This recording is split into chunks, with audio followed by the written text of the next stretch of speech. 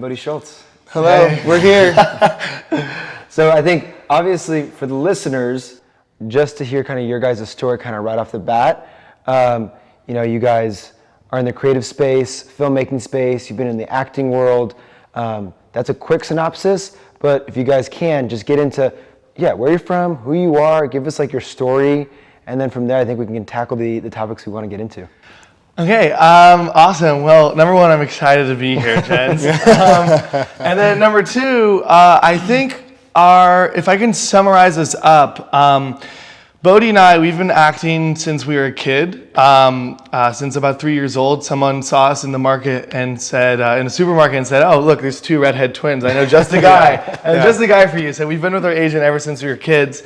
And I think that has fostered, in general, a life that is focused around creativity and production and storytelling more than anything. And then ever since then, we've been acting since we were kids and then making our own videos and stuff. Mm-hmm. And then as we started to grow up, we realized that we wanted to start to make more of our own stuff instead of waiting for roles. Essentially,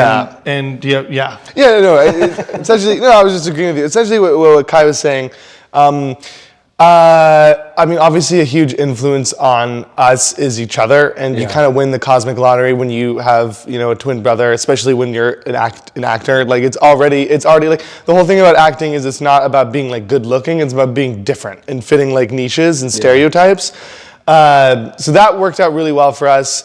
And then also like what was Kai was saying about like we wanted to do our own stuff. Like the kind of our main goal with all of this is when you're able to make your own thing, right? Like when you're a kid, you get to play in the sandbox and pretend like you're, an astronaut and stuff like that. Well, the best thing about making your own content is that you actually get to be the astronaut. You get to do this. You get to create these worlds and then invite your friends and people that you care about to be in it. And so, that's so beautiful, by the way. That's Thank you.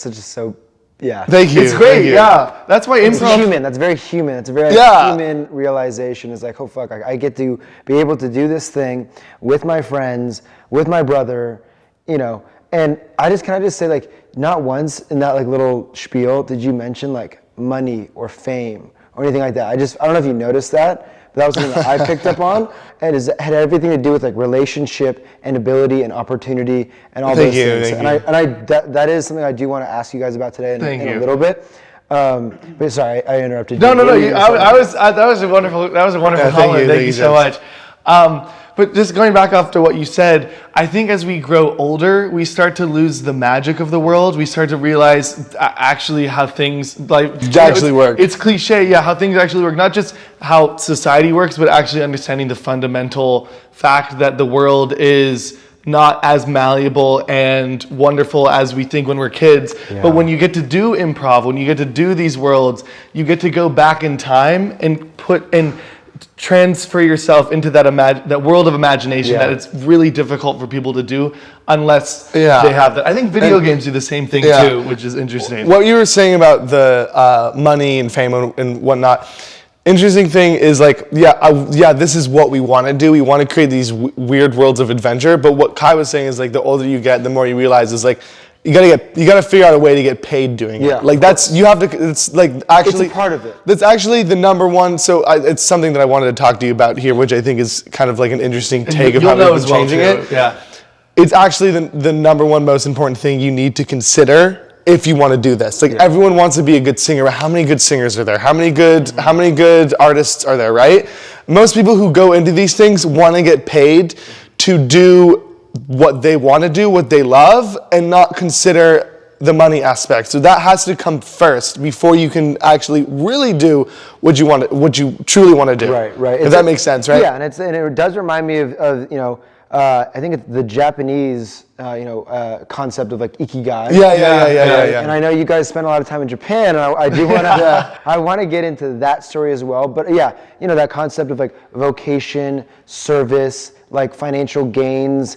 And I think there's one more concept of it, but I think it's purpose. What you're put on this earth to do. And I think when you check all those boxes, then you feel like fulfillment and satisfaction. And I love how we just tangent hardcore. Yeah, I feel like there's going to be a lot of this. Like the first question just went in like 8,000 different directions. Yeah, there's going to be a lot of this. So I think for the listeners, today's going to be really fun because I think there's just going to be so many paths that we cross, and there's going to be so many avenues we go down. And I want us to spend as much time in each of them, but I do want to make sure that I get certain bits of insight from you guys because I have been really looking forward to you guys in particular. Yeah, that's true, James. I'm just going to be totally honest. And I'll like open up the the behind the scenes for the audience. Like when I've been making my list of people that I've been really wanting to interview and pick their brains on, you guys are one of the first people that kind of came to mind because you have this very, ironically, like this very cinematic like storyline. Like, we need a villain arc. Where's our villain arc? That's next. We need a nemesis as well. Yeah. And I want to describe kind of like what I've seen because for the audience, I think it's important that I mention like we've been family friends for a really long time. For the listeners, I had the opportunity to play sports with you guys growing up, high school sports with you guys. Our families were super close. You guys were a little bit close to my middle brother, but like just through sports and water polo and everything, like we became very close. Mm-hmm. But there was never really an opportunity for us to like really dive into some of the things that I noticed over time really inspired me. Mm-hmm. I just think like, we were always very like casual and stuff like that. But today I really hope to like actually dig into a bunch of things. And one of them being, you guys are in a industry that has a lot of like preconceived notions, right? Like, so on this podcast, we talk about like these paradigms, these things that have been like readily like maybe accessible and understandings that have been just accepted over time just because maybe they're precedent or just because, hey, they got cemented at a certain point and no one really questioned it, from then on. And I think in today's conversation, what I really want to dig into is this paradigm around, creativity. And especially being in where we are, like Los Angeles, California, Hollywood, where like it's the pinnacle of filmmaking and creativity and art and all that stuff. And what kind of comes with that is these notions of success in it. How do you know when you've made it? How do you know that you've been successful in it? What are the benchmarks that you're looking for? And I think a lot of the time in getting to know you guys and knowing that my brother has been in the space as well, and just observing maybe like the lows that you guys have experienced and then the highs you guys have experienced, and maybe some of the wisdom that you've gained through that. Yeah, I think in today's conversation, what I really want to address is the concept of creativity, the concept of success in the creative industry, what that looks like. The highs that you guys experience, maybe the lows, and then the wisdom that you gain from that, I think will really, address a lot of issues that people, that the audience is going to be able to kind of like, just relate to. Especially people who are in the creative space, trying to create content, or maybe are actors or artists who are trying to make it. And maybe you guys can just speak into that kind of right off the bat is like, when you guys think of creativity, when you guys think of this industry, what kind of comes to mind for you guys? I think success for us is freedom to make, is freedom to bring these worlds of like imagination to life. Like I said earlier, our dream of ours is to be able to come up with this fantasy land and be able to be in it and create it and make it real and tangible, right? For context, our Instagram bio is we make worlds of comedy and adventure. That's our Instagram bio, right? That's like your catch line. That's your phrase. Yeah. That's like your thing, your mantra, your mission. Yeah. I think that's our mission statement is we want to bring worlds, we want to bring that feeling that you have when you're in Disneyland and you walk in the doors and you're completely lost, right? You're completely encapsulated. You're in that space. Yes, exactly. To be able to like head a team and be able to do that constantly where you could just, orchestrate doing projects like that all the time.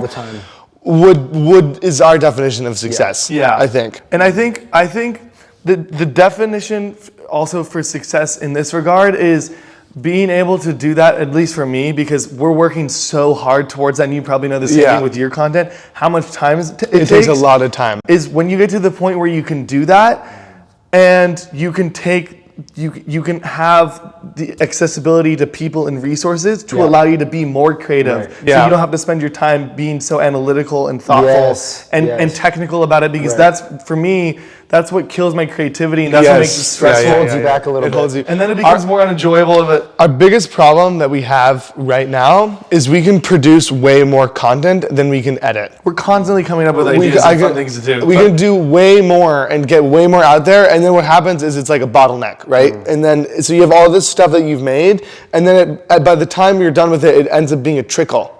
And so everything is just a little trickle out. Instead of like we were saying, our idea of success is I wish I had a team of people to be able to help us out, widen the bottleneck. But the thing that you need is merit, and you need proof that people who you want to reach out to, you need to motivate. People need to be motivated to be a part of this team, right? To join the mission. Yeah. And you know what's really interesting about that too is there's a lot of people that I noticed at college for us that went into film to do the traditional film route, which is go to a production and become a PA and climb the ladders. But for me, I think we live in a generation where your business card is essentially the work that you have, and that business card is your social media, right? Wow. And I think for me that is a good thing and a bad thing. A good thing because it's never been easier to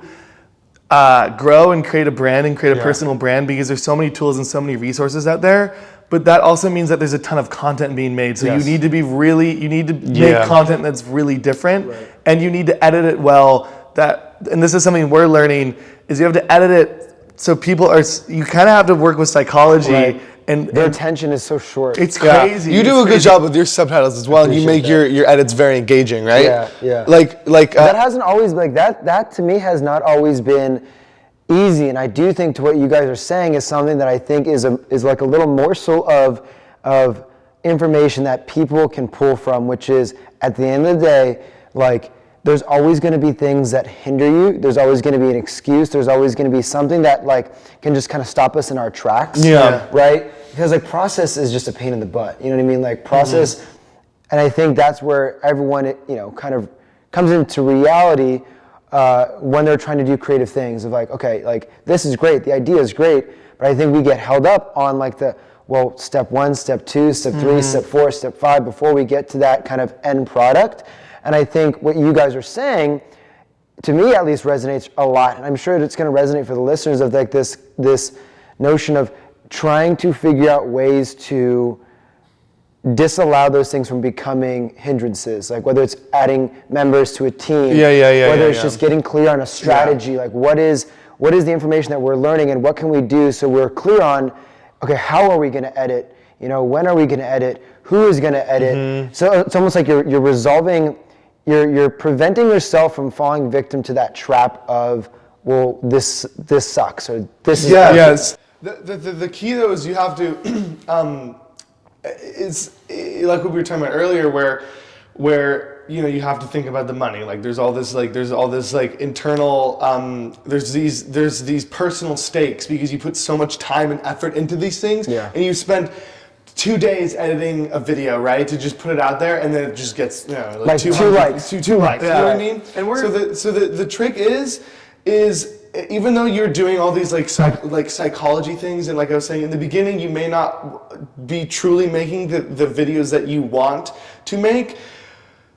You have to enjoy the process. So you have to make it. If you want to do this, if your goal is to be the content creator that makes this whatever specific type of content that you like, in the beginning, you're not going to be making the stuff that you dream of making, right?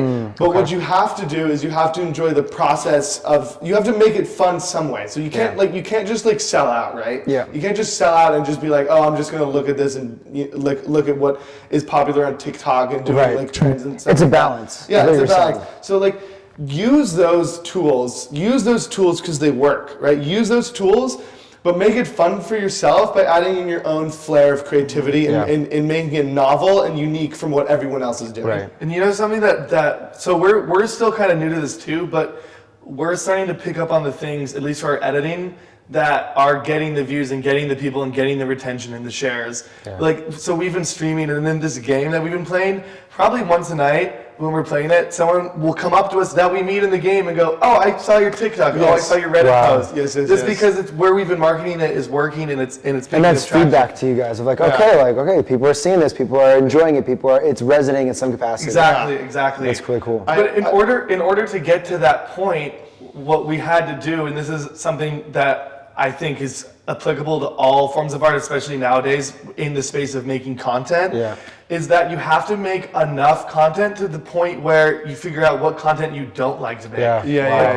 We did this last year because like I said, we lived in Japan for 2 years, but that entire time we were just thinking in our head about, we can do this idea. Then we came back and we had your brother and all of our friends, and everyone wanted to make these ideas, and we kept jumping around doing different things. And we had to figure out as we kept doing it, what's making us the most happy, what's taking too much of our time, how do we figure out what's working, what's successful. You just keep throwing shit at a wall over and over and over and over again. See, that's what we did. Literally just keep doing it until something sticks, and you're like, okay, that sticks. Let's chase that, and then keep throwing shit at a wall over and over again. That sticks too. I will say, so on that point, and I love how this is still off of like the first question. But We'll have to do a part 2. I do want to say, like, I think just to kind of give maybe a second perspective, what people struggle with, and what kills me is knowing that there's people out there who have ideas and have dreams and have visions and have these goals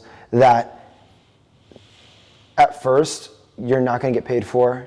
You're not going to get value necessarily monetarily from that. There's not going to be an immediate return on investment. And they're just not going to be good either. Exactly. Right? And then that's going to add to like, well, should I be doing this? Should I be doing that? So there's all these entry points for really backing off and quitting. There's so many opportunities to like be like, okay, this is not for me.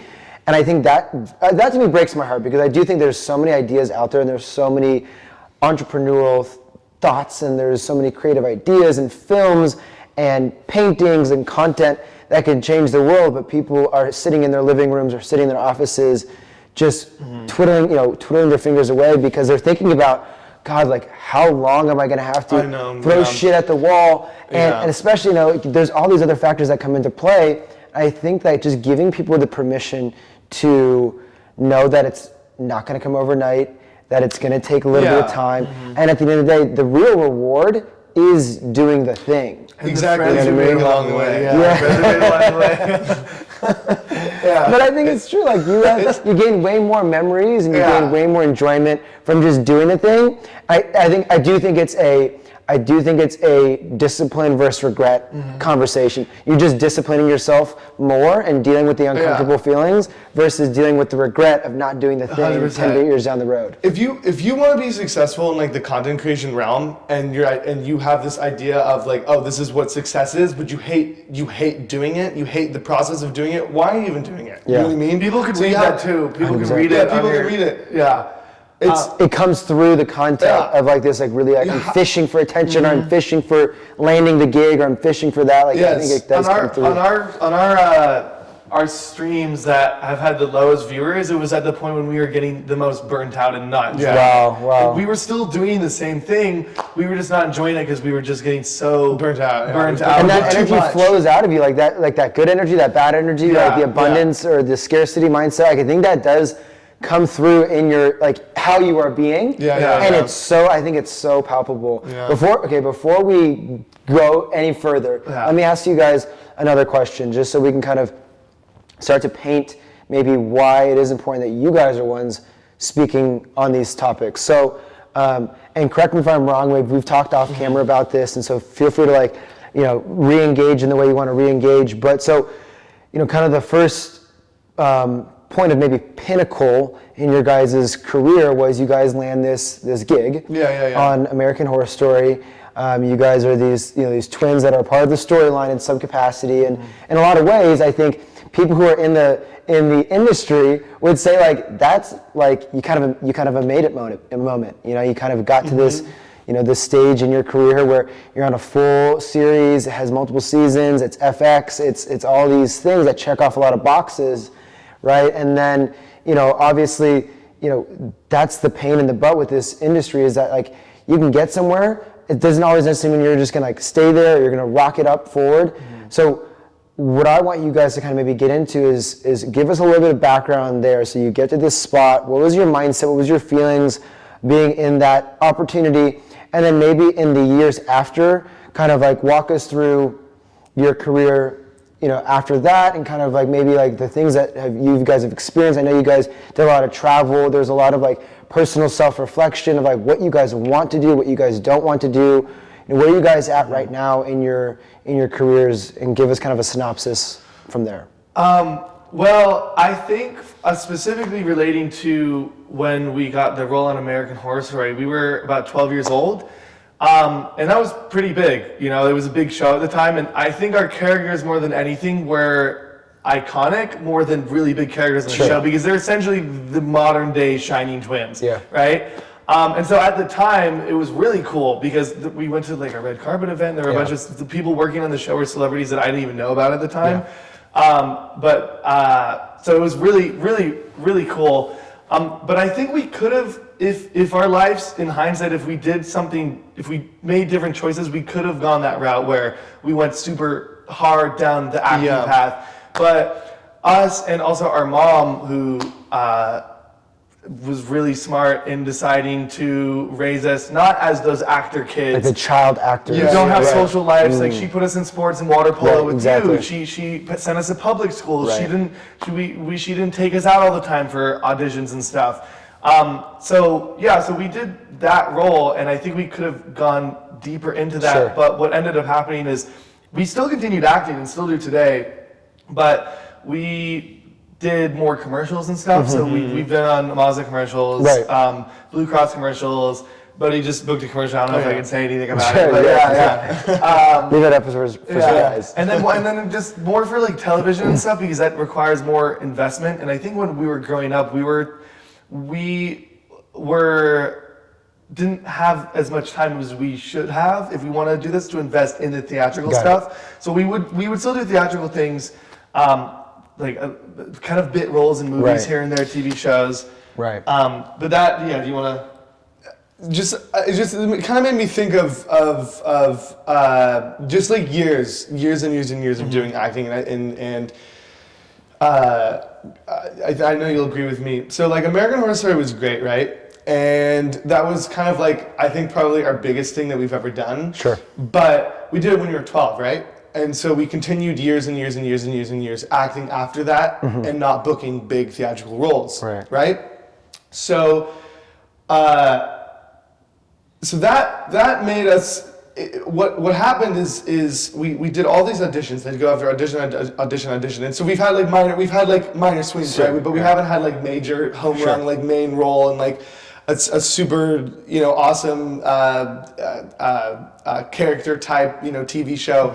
But what happened is I realized the more auditions that we started to go on, and the less I stopped caring because of how many we would go on, and thinking that, is this going to be the one? The more we would be like, am I going to book this, where you put more of your heart and soul into it, the less you booked. So which has taught me and Kai to actually enjoy acting more. So like we'd go out on auditions and. Sorry, I lost my train of thought. I know what you're saying. It would I know what you're going to say. Yeah, I was going to say, going on these. Love that twin moment right there. That's a twin moment. Going on. Sometimes I get a little nervous because now I feel like I have to like very eloquently answer this question. Whatever comes, dude. Yeah. Going on so many auditions over the years has taught me, and like what we were saying earlier, to love the process. And the more that you love. What's that? Sorry, I just want to make sure. This part isn't even. Yeah, and also just don't lean too far back. Your hobo It's bad. It's a bad look. Yeah, your hole in your. Your hobo. Okay. Yeah. Okay. American Horror Story was a big role. And it was kind of like the biggest role that we ever had, but then we did years and years and years after that of going on so many auditions and not booking. But that has taught us to, instead of like, it's like what Kai was saying, where people can see where you're trying too hard, right? I was like, oh, I've gone on so many now, I just stopped giving a shit. We stopped giving a shit and really started like doing more improv and doing stuff. And it taught me to not go to book the role.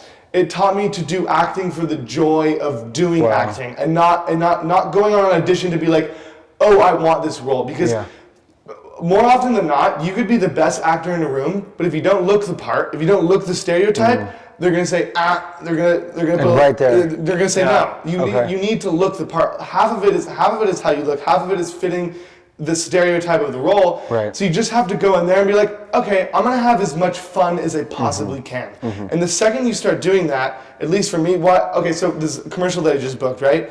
We came back from Japan. I didn't get any auditions. I'm like, all right, you know what? Fuck it. I'm not gonna care anymore. It was for a swimming role. I did the audition in the hot tub because I'm like, I don't care anymore. I'm just gonna have as much fun as I can. Yeah. I ended up booking it. Our improv teacher gave us really good advice. She goes, don't audition for the role, audition for the casting director, right? Okay. And so it's really easy to tell if I'm doing an audition, right? And I'm looking at all these people and I see this guy, I was like, oh, this is different. Oh, he's having a lot of fun with this. Like he's just relaxed and just, kind of being himself. I would pick that person. Yeah. That would be the person I would pick. So I think That's so interesting. I think the thing is like what Bodhi was saying is when we were growing up and going out on all these roles, because I think after we got American Horror Story, the stakes were much higher for the types of roles we had to get. So we put more character. Expectations. Yeah, And the expectations are higher. Right? And so we would be more nervous and self-conscious about these roles. But what Bodhi said is the more auditions we got, the less we started to care. And the moment that happened, and we were just going into them and just going, like I'm acting, like who cares? Then we started to. We want that guy. Yeah, no, seriously, exactly. that's what they want, because you're think about how many guys go into those acting rooms. Yeah, just so locked and in. they just know the script and they're just reading it, right? And so when we got back from Japan, like what Bodhi said, our improv teacher gave us such good advice: is you're not auditioning for the role, you're auditioning for the casting director. Because everyone's auditioning for the role, but if you're auditioning for the casting director, they'll see that, oh, this guy, he's having the most fun. And so when we got back from Japan, same type of thing. I didn't act for 2 years. I was really nervous. I would go into these auditions, and the stakes were so high because I wanted to let my agents know that I still can bring something to the table. I still got it. Right? And then 6 months go by. I'm not getting any callbacks. I usually get callbacks on maybe 1 out of every 3, 4, 5, like maybe like, I don't know, 1 out of every 4 auditions. And then we got back from Japan, we're getting any callbacks. We go and meet with them and we go, what's going on? And they say, my commercial agent, he goes, just stop giving a shit. And that combined with my improv teacher's work was so helpful that next week I got 4 callbacks. Wow. Right? Yeah. 4 callbacks and like 5 auditions. It's a crazy amount. So that was really insightful. Yeah, it's like you're doing it for the trophy. You do the audition. It's like people who are doing the audition for the trophy in the end, but actually don't like running. So all you want is the trophy, but you don't like to run. So it's like going to an audition for the role, but caring too much, like putting too much emphasis on getting the role and being miserable when you're in the audition room. Right, you know what I mean? It's like, then why are you doing that? Right. And it's like you're almost wasting that precious moment of experiencing, like in this situation, like acting and the film industry and the creative industry. I would say the great thing is like life. Like you're missing these moments of experience of like memory because you're so preoccupied with the nervousness and the stress and all that stuff. And it's like put those blinders on. That's right? good insight too. Is you're missing it. You're missing it. That's really good too. You might, and I say this all the time. I feel like when you're really just open and you're being yourself and you're open to the possibilities, good or bad, I literally feel like you go from here to here. Yeah. And then you actually see other things to your, kind of to your periphery that you might not have seen before. Like you might be in a conversation at an audition because you're a little loose and you're just talking to the PA next to you, you're talking to this, executive or that producer, and all of a sudden, boom, you're in a conversation that now is like way more abundant than just going there, doing the lines, recording, and then getting the heck out of there. I actually got a job that exact same way. I got a job for a show in the middle. I show up to this lot and the door is locked, right? Or I was opening. I can't remember what it was, but it was something like this where I was outside the casting building. I'm trying to pull the door. I'm like, it's not opening. And then this guy comes up and he goes, "Hold on, let me try." And he's pulling. He's like, "What the hell is happening?" And we start cracking jokes with each other. I go, "Let me try this." And I push it in, and it's a push door. And we go, "Oh, there it is." And I keep making jokes. And then I go up, and he's the director. He's the freaking director. Yeah, he was the director. He was the director of the casting, and That's so so I got the. It was a small bit. No way. Yeah, so I got the role from Like that. right there, though. Like that's. I think to summarize, it's something odd when I think a human recognizes another human, and not to bring up like the Matrix or anything. Yeah. I think we're all so at times preoccupied with this like version of the world that we're supposed to be living in. You know what I mean? I think people appreciate the humanness in those moments, and it almost gives them permission to be human as well. Yeah, We don't know what pressure that director was under, the stress or the vulnerability. Exactly. Yeah, and here is this this fellow human who's freaking can't open a damn door, and you guys have that moment.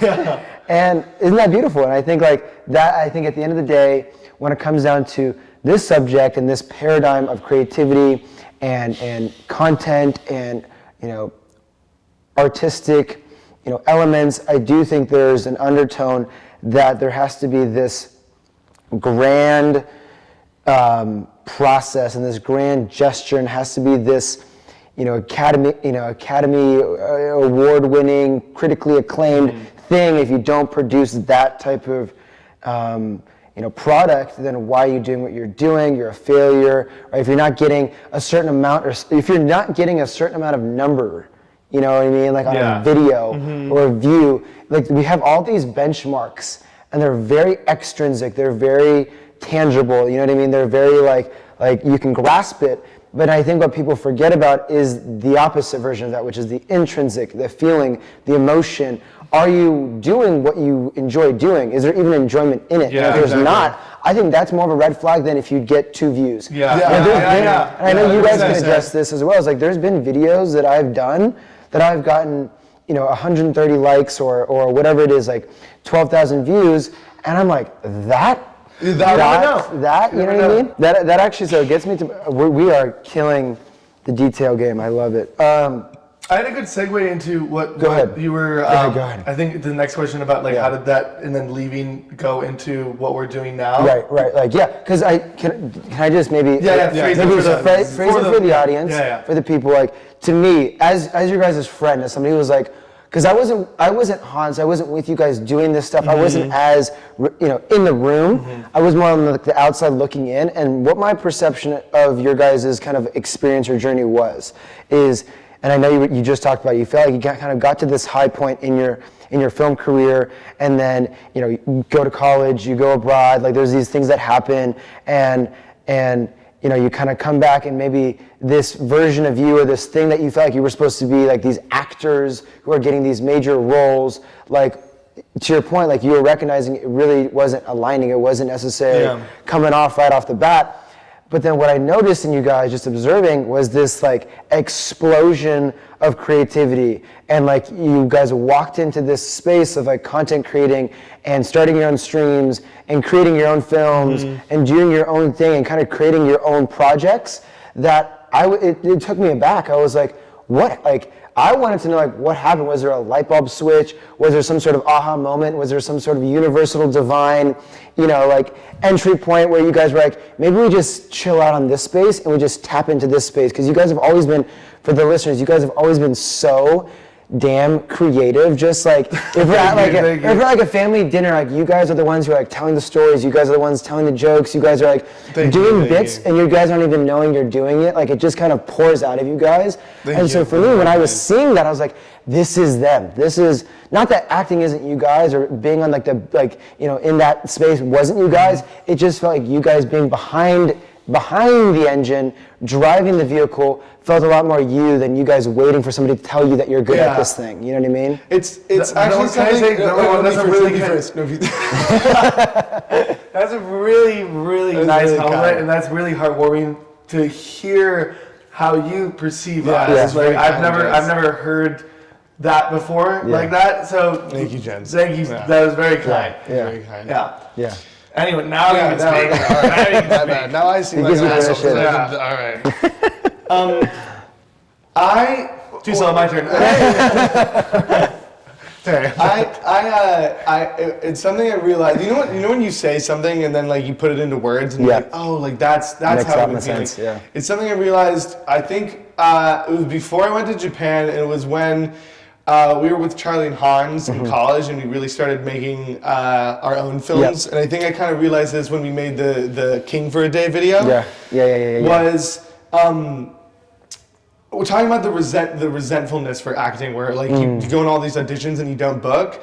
I had this realization where I go, why am I waiting for this casting? Why am I waiting for someone to tell me I'm worthy to play this role? Why am I waiting for this casting director to tell me I'm worthy to play this goblin? I should just go out and do it because I like playing the goblin. I like playing the knight. I like doing all this stuff. I like being in these worlds. Like American Horror Story was an amazing experience, and it really taught me the love of like being in that world and in like a fantasy space, right? But after that, not booking, I'm like, why am I going on these auditions and I'm waiting for permission? Like, I don't need permission to do this. I can just go right now and go out and play these weird, wacky characters. And so then that's when we started really making content. And then in college with Charlie and Hans, we're like, let's get a video out every single week. Because there was no other option for us. We couldn't fail, right? We could not fail. So we had to. What do you mean by that? We had to put all of our chips on the table. We had to push all of our cards into this thing. All of our effort needs to go into making these worlds.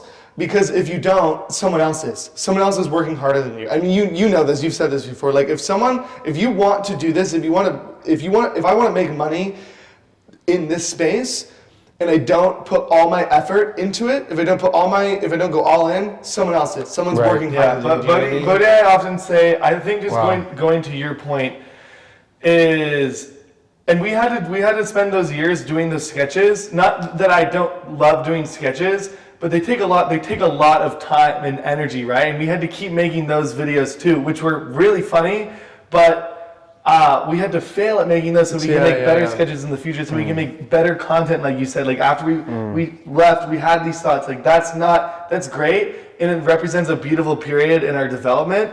But what you said when we got back and we're starting to make all this new content, that was a result of all those past experiences making those other things. Yes. To us, I think nowadays, at least some of the mindset that we have now is, again, we're still new to this and we're still failing, but I have the mindset that I can't fail in what I'm doing because number one, I feel like I'm so passionate about wanting to make these types of worlds that I can't imagine a life where I'm not doing that, right? Even if we never get paid for doing this, even if it never takes off, we're still going to be doing it for the love of doing it, because we love doing this, because it's the most fun thing in the entire world. The kid in the sandbox doesn't care about if his sandcastle is this or that. He doesn't care about if this little toy is looking like this, or he's just in the sandbox playing. And I think that when you guys were talking, that's what I thought about, is at the end of the day, you are doing something you really enjoy doing. Whether you quote unquote fail or succeed or not, like, it's irrelevant, because you're doing the very thing that you enjoy doing. You're the kid in the sandbox who's getting to imagine his own world and is in his own world, like, regardless. You know, and I also want to say, so I think to pause for a moment and address the listeners and the people watching in, like, at the end of the day, especially if you're, a painter, some version of an artist, right? If you're some sort of creative, if you're an interior designer, an actor, a filmmaker, whatever you are in that kind of really hyper creative space, I do think there's really something to kind of pause and breathe in when you mention this whole idea of like permission or like affirmation, right? Like, you are an artist because you're an artist, not because somebody told you, hey, you're good at art. You know what I mean? That's just that's within your soul. It's who you are. And your value, your inner value, you get to decide. If you want to make your inner value based on what some critic says, or what some sort of review-oriented system says about you, okay, but that's your choice to have that be your value system. But if your value system is different, I think that's just as beautiful as saying like, today was a good day because I got to do 4 paintings.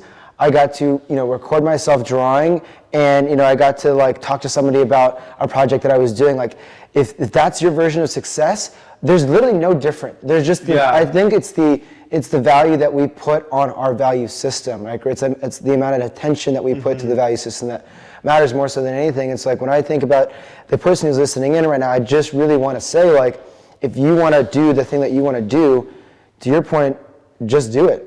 You have the ability to do it, just do it. Don't wait for somebody to tell you that you should do it or you shouldn't do it, or that you're good at it or that you're bad at it. Be the goblin. Be the kid in the sandbox. Like, I think that's such an important point. Be in the world you want to, make the world you want to live in, right? Exactly. I think going off of making art for the sake of making art, it was something I thought about and I heard a while ago that's really important, is going on, relating back to what we were talking about, how you keep making videos, you keep failing, you keep making these videos, right? Because you love them. And of course, as an artist, as a creator, you make them because you want them to succeed, so you can continue to do this more. Everyone, it's not, it's not just you can't deny that. Yeah, you can't deny it. Yeah. So one thing about that, which is great about continually to make art, is you're essentially building yourself a platform that's content ready. Right. So, for example, in our case, we just kept putting out these videos and these TikToks and these videos of the worlds that we're making. So when we have had things that blow up, people can go back to your profile and go, see this those is what things they're as well. about. Yes, I get it. Yes. And binge, you know what I mean? They can just scroll through your content and be like, oh, there's another video. Even if it doesn't take, even if nothing takes off, even if you don't have these videos that get a bunch of views because of the algorithm, if you make something that you think is funny, that you think is good, and someone ends up coming to your page and following you, they'll be like, oh, even though this doesn't have a lot of views, that one person is enjoying it, and then they'll follow you. Do you know what I mean? Yeah. And I do want to say for a second, because I do think it's important to like go back, is that whole notion of like, at the end of the day, like artwork, whether it's artwork, whether it's just being creative, I honestly think just whatever passion that you are invested in, I think in a lot of ways there is a solid portion of it where you are trying to influence or encourage or just touch like the fellow human. You know what I mean? Like at the end of the day, like, yes, like you guys are creative because you love being creative, you love doing this. But at the end of the day, there's a story that you're hoping to share. There's some sort of string that you're trying to pull in the other human, whether it's laughter, whether it's sadness, whether it's empathy, whether it's whatever that may be.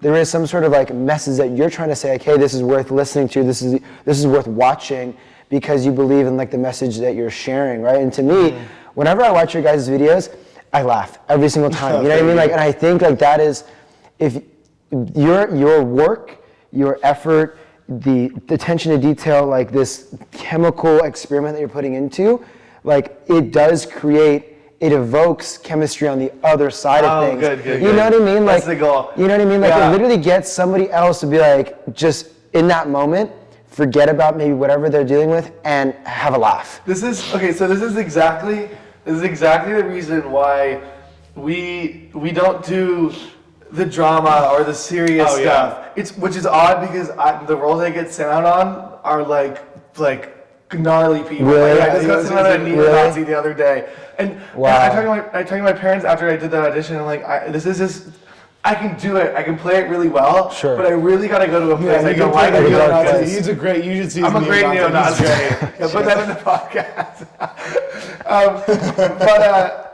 But that's exactly why we make. That's why in my bio I said I make worlds of comedy and adventure because I want to make worlds that take you out of life, right? That allow you to escape a minute. Because when you see a drama, when you see something sad, I think those succeed because they're relatable. Because you go, oh, I've related to this. I have felt this feeling before. I felt this feeling before. But when you watch these fantastical, whimsical, comedic worlds, you get transported to a place that doesn't feel real, which is great, right? It's like the world of dreams that it's almost it's in some ways spiritual because this is the magic of the world that We don't get to lives see. underneath the surface of it, right? Yeah. But how do we bring this back? How do we let people know that it still exists, you know? And that's why we make these worlds, is because... Why though? Why is that so important to you? That does get to my next question, is like the mission, the objective, like why. I have an idea in my mind as to why I think you guys do it, whether you know it or not, but I am curious, like why is bringing that substance to the world something that you guys really care a lot about? If there's it doesn't have to be super deep. If I'm pushing a button that's not there, then it's okay. But I'm just actually curious. Because it's fun. Yeah.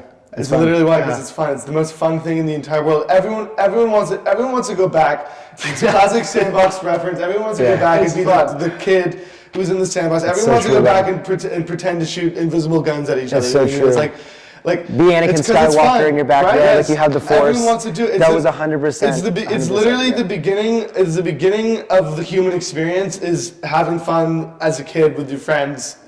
Imagining things, creating things. And you grow up and you stop doing that. And like, it's still there. I mean, it's still there inside of you, but that's why people play video games. That's why people go to movies. But on your day to day, you can't do that. Like Bodhi and I, sometimes when we're done streaming, we'll take a moment. It's so funny. We always have this moment where we're just completely covered in makeup. Where we have these massive wigs, and we take a moment and we do one of these like sometimes I'll be sitting there. Where are we right now? Sometimes I'll be sitting there and like there's here's my computer, here's Kai's computer, and there's like a mirror over there. And sometimes I'll look at Kai, look over, and I'll be like, what the fuck am I doing right now? You know what's weird? I'm like the makeup's all washed up towards the end of it. Like I look, it's literally clown Just school. like a fever dream, just like you just wake up from. Do you know what's weird too? Is I don't even like doing that, because for me, when I'm there and I'm like in the zone and I have the makeup on and the wig and everything, because on my screen I can see what it looks like to people. I can see what's streaming. Yeah. But when the second I turn or I look, then I see the green screen. I see all the cables everywhere, and I'm like, it takes me out of it. It takes you out of it. Where the hell am I? Yeah. Well, I mean, so here's my next question. I think for the listeners and for the audience, I am curious. Like, so when it comes to the film industry, I'm not asking you guys to like dog it or talk poorly about it, but I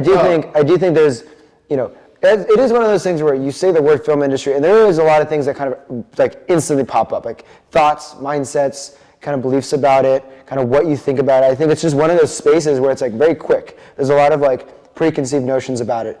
And I think one thing with the film industry, at least from what I've observed, right, like family members in the film industry, you guys, whatever it may be, there is this notion that, okay, well, if I want to be an actor, if I want to be a costume designer, if I want to be, on the set, creating worlds, that there is this weird, like, I have to like torture myself to get to that role. I have to like put myself through like getting donuts and being the assistant and doing this and get the grunt. I just do the grunt work, just got to put the time in. But then when I hear you guys talk, what I hear is, why do we have to do that? Why can't we just skip to the end and do exactly what we want to be doing anyways? Yeah. Can you maybe address that to the listeners who maybe are struggling with that? I think that exists in different forms for both sides, right? I think that exists in different forms of both sides. So for the film industry, I think people have more experience than I do, and we've worked in the film industry an okay amount, but I've worked a few times behind camera in the film industry, but I haven't really Hans is obviously doing a lot of that. From an outside perspective, it's kind of like what we go back to earlier. It's unfair to have so many creatives in the film industry who it's not even like it's not even like I'm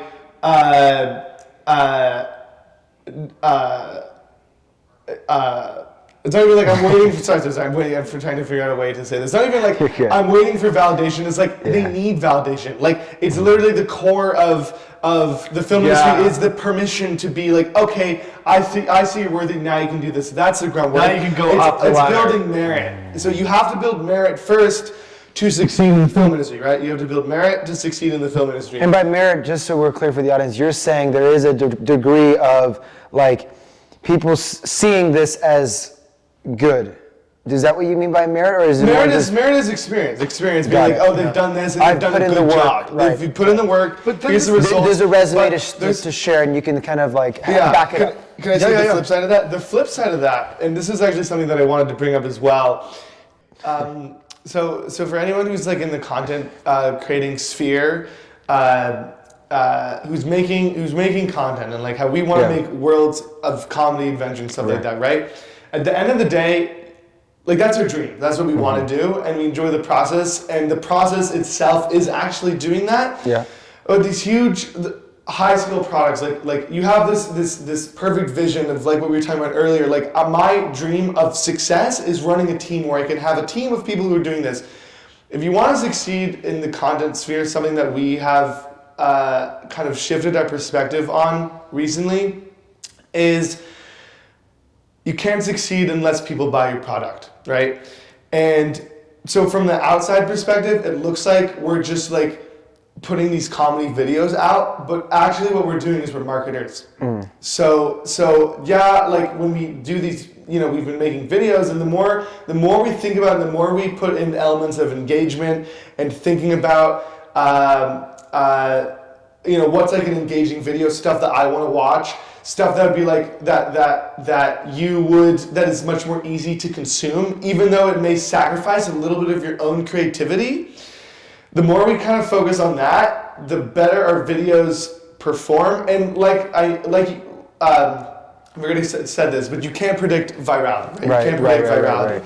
And you shouldn't be making videos for virality.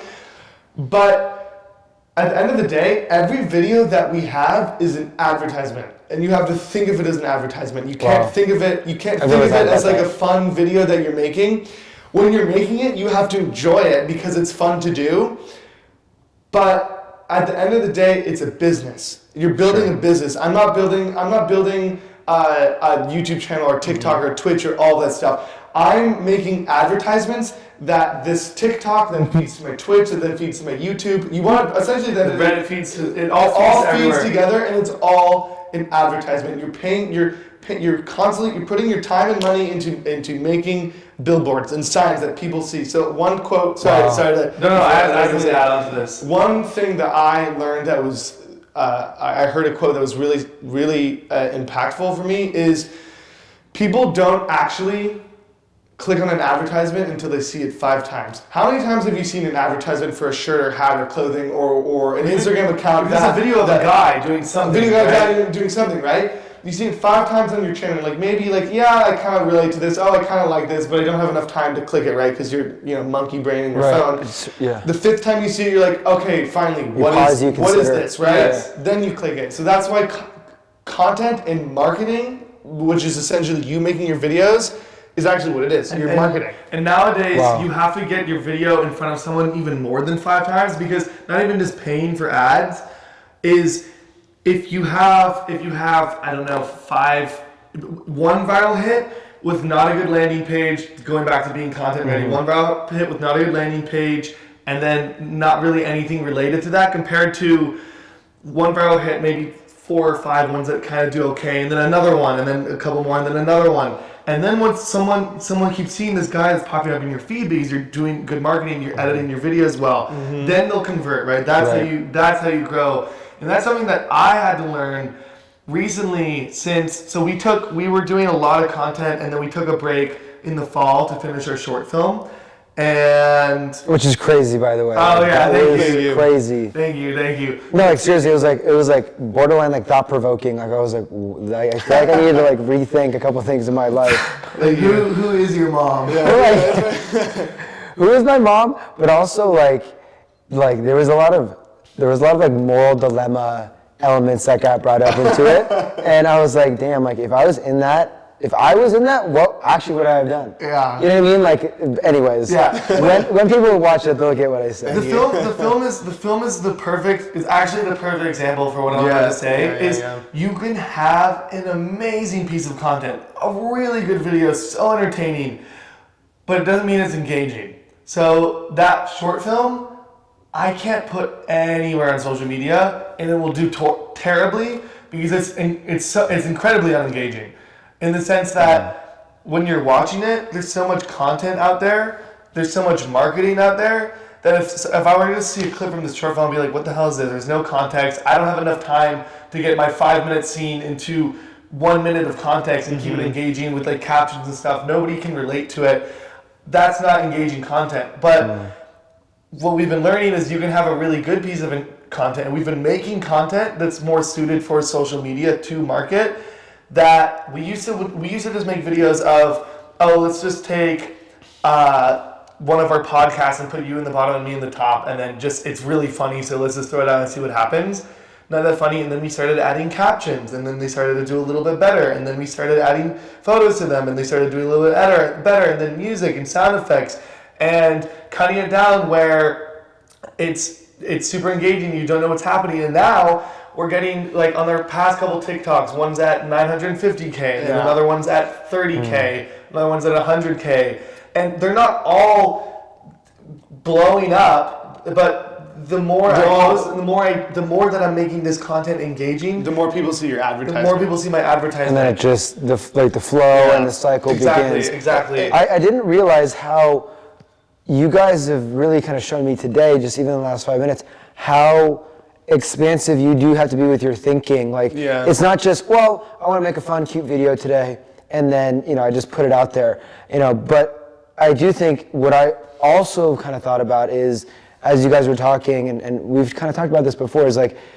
what are you trying to do? Are you trying to just, is this a hobby that you just like making videos and you just want to put them out there for the sake of putting them out there? Or is there a financial element? Is there like hey, I have this like global vision element? To your point, like I want to be able to get to a place where I can hire people and make people, like have positions. And so I think when you kind of identify what your vision is, what is the intention here, then you can identify what you need to do. And as you guys are talking, it's so clear to me that you guys really see this in a very expansive, multifaceted way, and it's inspiring to me. It's resonating with me, and I didn't realize how much knowledge goes into even thinking about the audience. And as you're talking, it made me realize one of the bits that I realized pretty early on is people go on their phones, people go on social media, really in a lot of ways almost like a water break. So whereas maybe back in the 70s and 80s where they the break during work was literally going to the water fountain, was 100%. Going to the water cooler, and that was their form of entertainment, that was their form of engagement, right? And then I'm not going to give a synopsis on the history of technology, but I think where we are today is, during a break in the day, I'm popping on Instagram, I'm scrolling maybe 10 to 12 times, seeing if I see something funny, seeing if I see something engaging and inspiring. I might watch that thing, I might not watch that thing, I turn my phone off, I go back to work, and I might repeat that 3 to 4 times in the day. And then to your point, you also have to then imagine the audience for someone who's on YouTube, right? Someone who's on YouTube is probably looking at something more informative or instructional, they're actually typing in, this or that, right? For that information. And there's all these other streams of advice, podcasts. People are coming onto a podcast platform for a 30 to a 60 to a 90-minute thing. So then now you have to curtail your content. You can't put out an 8-minute podcast. People aren't really going onto a podcast platform for an 8-minute podcast. They're doing that because they have a drive ahead of them that's 30 minutes or 90 minutes, or they're going on a walk or a hike. And so I think, to me, that is so informative of you need to stop and you need to think about who you're trying to bring in. Who is the audience, and what are they doing? What is their daily life like?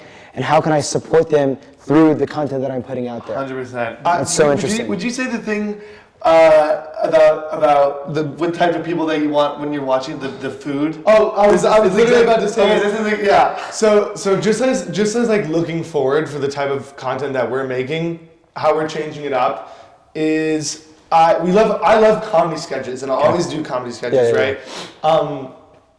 And I realized myself, whenever I consume a lot of YouTube, right? I consume a lot of YouTube. Whenever I will have lunch or something like that, I'll open my computer and I'll turn on YouTube, right?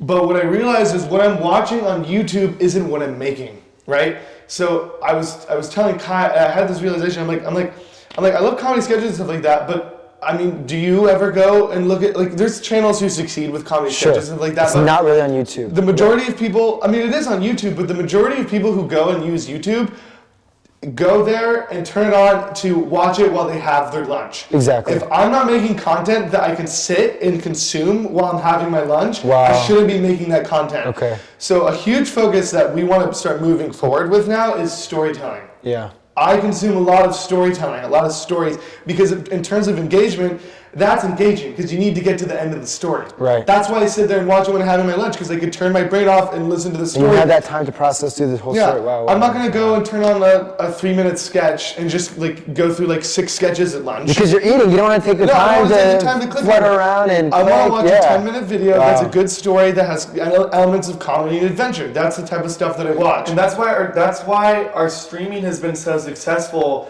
is because there's people that do cosplay, but I can't find a single person who does theater for gaming. Because essentially what we're doing is we're telling stories in these characters. As the backdrop is a pirate, and or the wide ocean, I have or the space, or a cowboy. You know what I have all the effects I need. I have the cannons, I have the guns, I got all the explosions. It's just in a video game, right? So I can tell the same story, but we've already been trained for years of acting and doing improv and comedy to already know how to behave and be in character, and then we just essentially can translate that into a video game, which people already consume tons of. And it's unscripted fun. and it's real. Yeah. It's unscripted and it's real, and the interactions are real Yeah. with real people. Yeah. I just, even when you guys are talking, like, so for the people who are listening in, I'll just explain it. For the people who will watch it on YouTube, you'll have seen it. But like, I just love even your body, your guys' body language totally shifted when you guys got excited, and like I can see it in your. But isn't that interesting? Like I can literally see like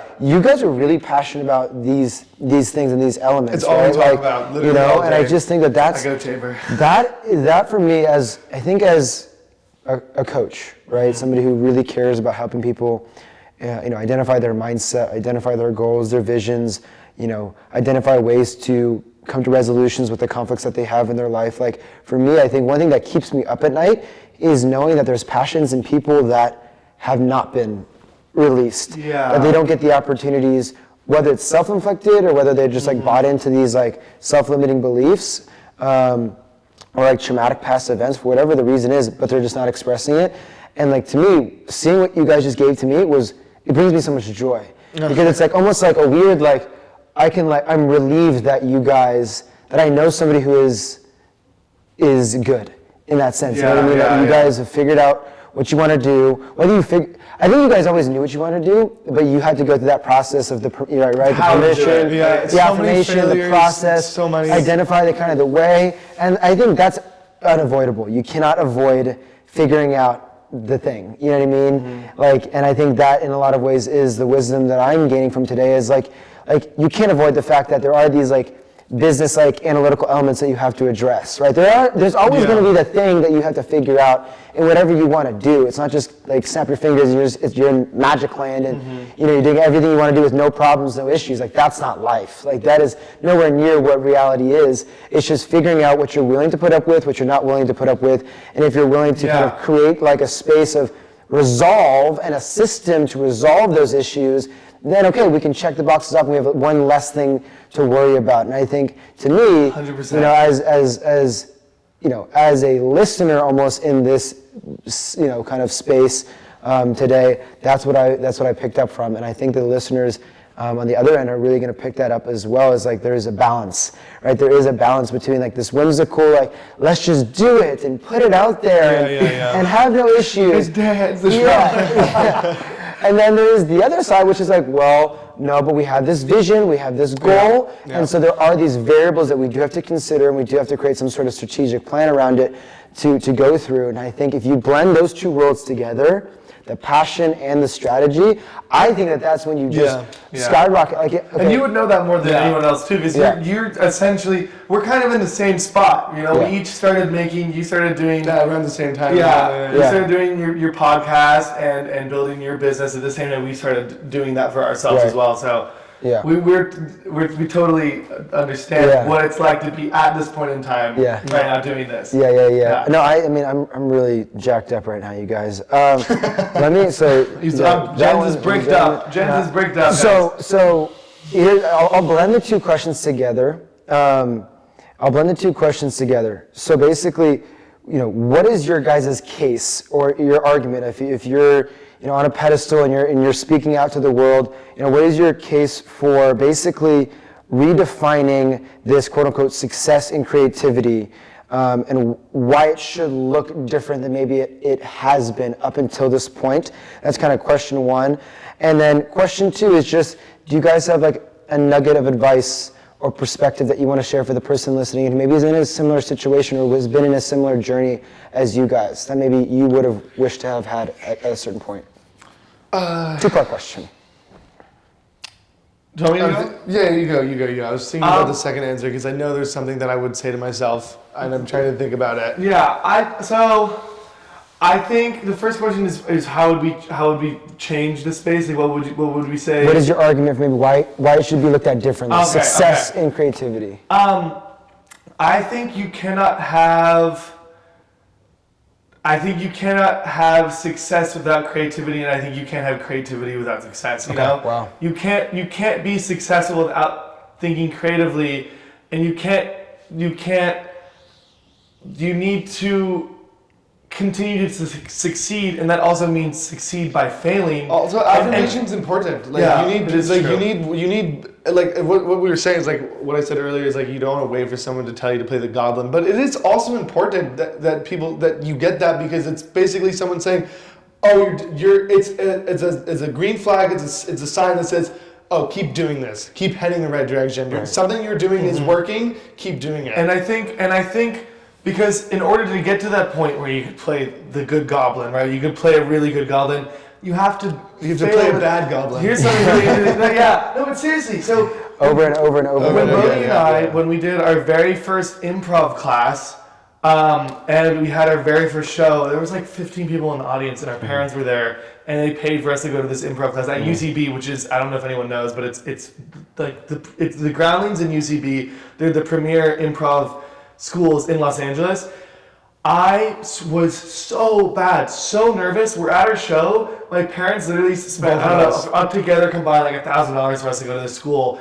And there's like 8 of us in this class, and we're all doing these improv scenes. We didn't get off the back wall once. We just performed it all because we were that nervous. The back wall. The back wall is essentially just like people are doing a scene and then someone gives like a suggestion to go into it. Yeah, the rest of the team is waiting on the back for so something. You just kind of waited in line almost. Dude, the whole thing. I didn't say peep. A whole show. Imagine if you were watching a play and then like 2 people would go out and do a scene and then they would leave and go to the back and then other 2 people. We didn't go out at all because we were that nervous. Wow. But in order to get as good as we are, and I would say we're pretty good improvisers at this point, we had to fail. But when failing, we had to look at it as optimistically as possible. Of course, at the moment, it sucks and it's terrible.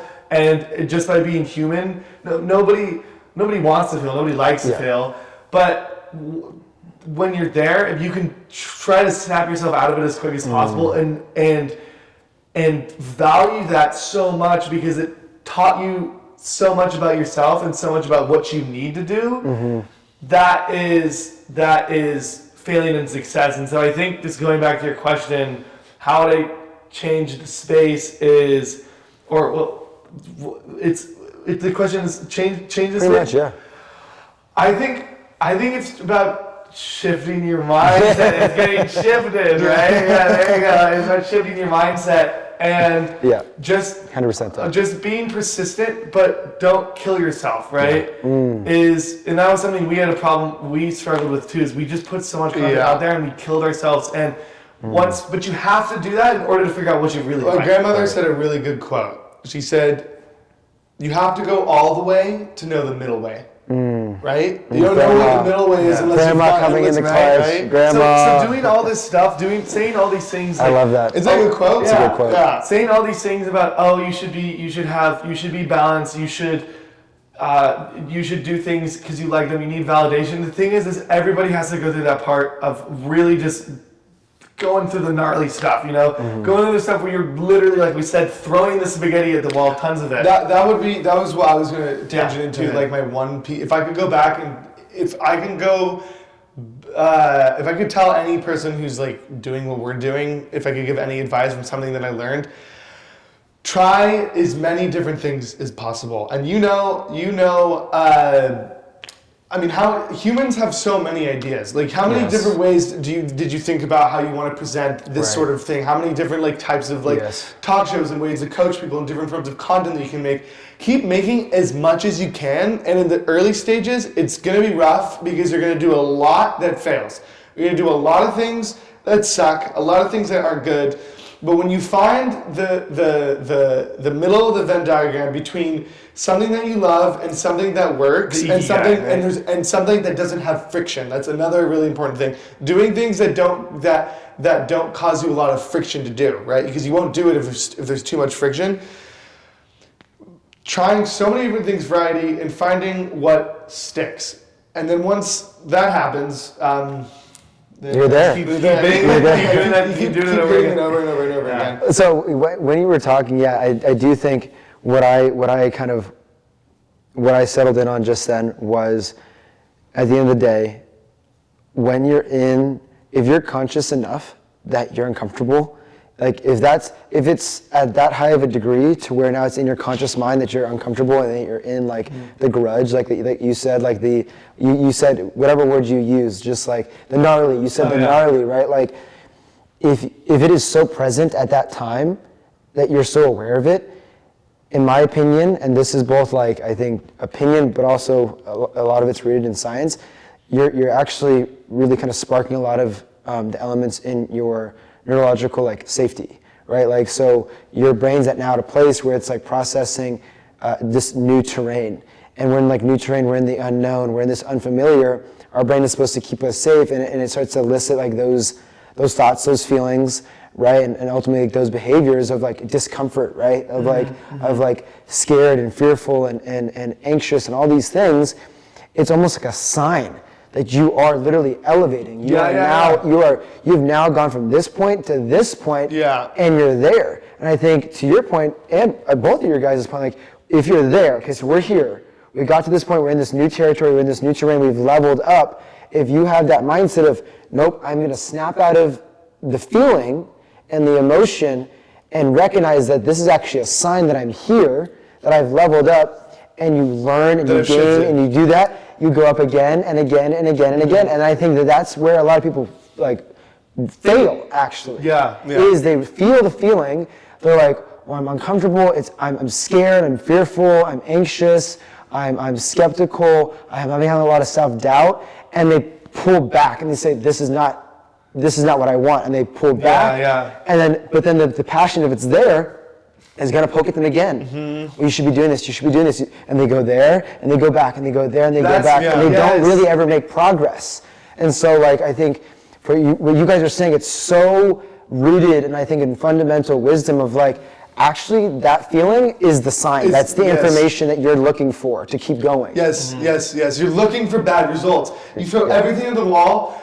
It's a sifter. You're basically sifting your ideas, you throw everything at the wall, and then the one thing that works is you follow it. But you need to put it all out there, put your neck on the line. Also, like another thing about the stuff that we do is you have to be if you're making content, you have to be vulnerable. It sucks to say, like, people are it's a hard thing to do because like what we do is like I've honestly gone through periods where it's actually been like really hard, and like I really don't want to go out and do it because it is hard to constantly go out there and be vulnerable every single day of the week, and people are going to judge you for it. People are going to do that, and this is like a moral platitude, but it's like real.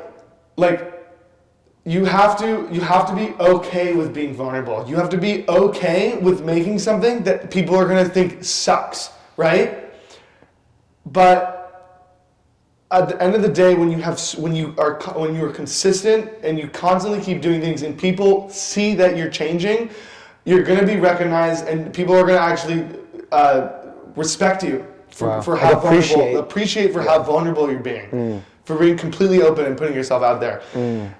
It's hard, and and even still now, at least I can speak for the spot that we're in now, we're still in a spot in our life where all of what we're saying is we're kind of in the middle of it. So this whole year that we went through, last year was a major experimental year. We tried so many different things. Spaghetti year. That was It a was spaghetti literally year. such a spaghetti year. I don't know And if you we're saw, you still probably saw in it it. too. Yeah. We're still in it, but we're just starting to have like these little pockets of insights and realizations and be like Finding the gold nuggets. finding the in gold pan. nuggets after literally spending a year up to our tits in fucking plants. You know what I mean? like, Just fine. We're still in mine. I'm still up to my belly button, but like, you know, maybe I'll get out of there one day. But. Yeah. I mean, like, so, and I think at the end of the day, you guys have addressed so many parts of this topic that I was hoping to address and more. And look, at the end of the day, like, I selfishly do this for myself because it's like I love talking to people who have this like experience, degree of like knowledge and just something special to say. But I also know that this is going to resonate a lot with the listeners, and that's a bigger piece, is like recognizing that there is going to be that person out there who you're going to like, a light bulb is going to go on because of kind of the information that you guys shared today.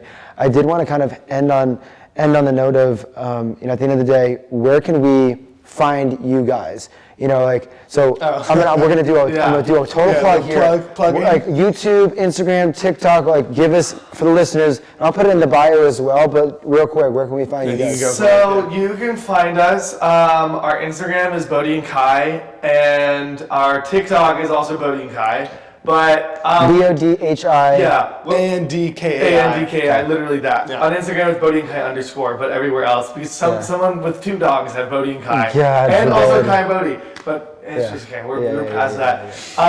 But where you can find us mostly, and where I think you can find us having the most fun, is on Twitch. Okay. So that's on a link tree in my bio. Okay. And we stream about 3 times a week. It sometimes changes, but I think we're gonna do Monday, Wednesday, Thursday.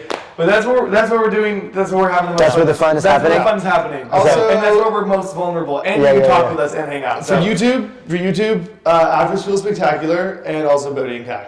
Yeah.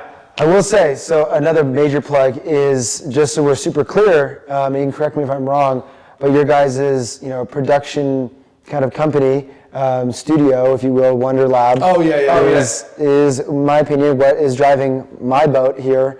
We're happy to drive it. You know, with the podcast. So thank you guys for all that you do through Wonder Lab and your guys' time and energy and resources and effort. That's what makes this beautiful production happen, is because of your guys' skill and talent. And it's just yet another thing that you guys are pouring your heart and soul into. And so, you know, everybody, I think, is going to massively enjoy this. I had a fun time. Yeah. And, We love you, Jed. We're Thank shifted. you. We're shifted. We're shifted, baby. Absolutely shifted. Thank you.